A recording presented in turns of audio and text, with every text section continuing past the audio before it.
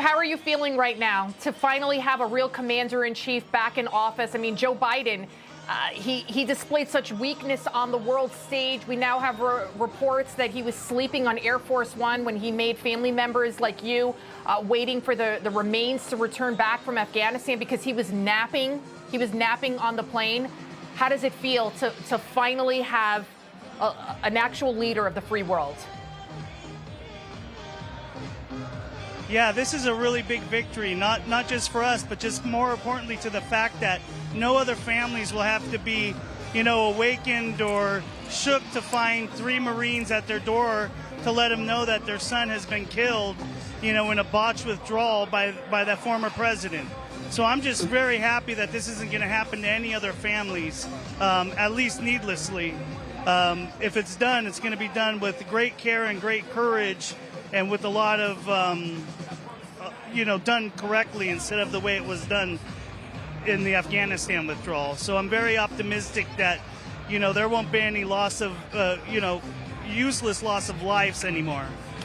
Matt, President Trump, he said not so long ago, just a few days ago, there will be hell to pay if the Hamas hostages aren't released before he's sworn into office. And already 3 of them are home. 3 young ladies are home. More are expected to be released, a total of 33.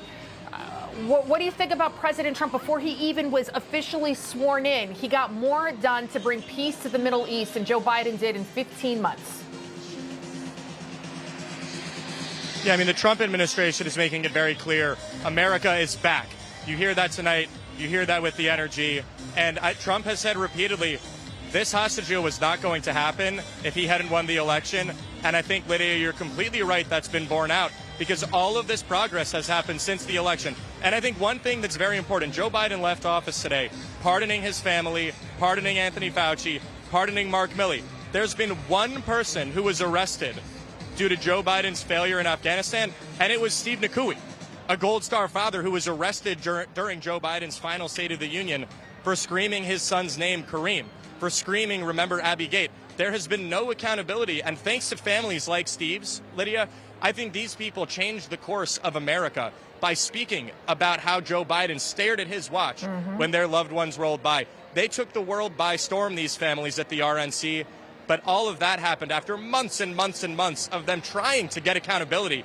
And Trump made firing the people responsible for the Afghanistan withdrawal on day one a central part of his campaign. And to me, I think as an American, it's due to people like Steve Nikoui and the other 12 families who did more to hold Joe Biden accountable than the entire White House press corps ever did. Yeah. That's the reason Donald Trump was speaking on stage behind us earlier tonight. Yeah, General Mark Milley is one of the many that were pardoned, last-minute pardon for Joe Biden. Now, President Trump says that the way he's going to do it is peace through strength, kind of like what Ronald Reagan did decades ago. Very similar leaders there. Let's take a listen to what Trump said. Like in 2017, we will again build the strongest military the world has ever seen. We will measure our success not only by the battles we win, but also by the wars that we end, and perhaps most importantly, the wars we never get into.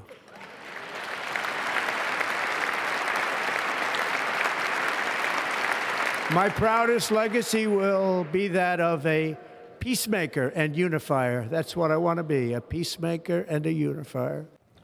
A peacemaker and a unifier, Steve. What do you think about what President Trump just said there? Peace through strength.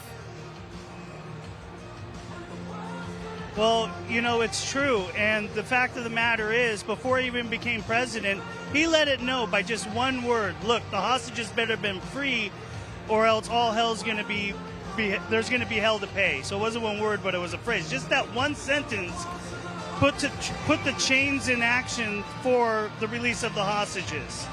And it's a kind of the same thing. Ukraine would never have happened if Joe Biden wasn't there, kind of tempting him and edging him on, like saying, oh yeah, he's going to invade. I think he might invade this week. He should have said, Russia will never invade Ukraine ever, and if they do, there will be hell to pay. And we wouldn't have had the Ukraine war right now. Information. Truth is freedom. is Newsmax. It's real news for real people.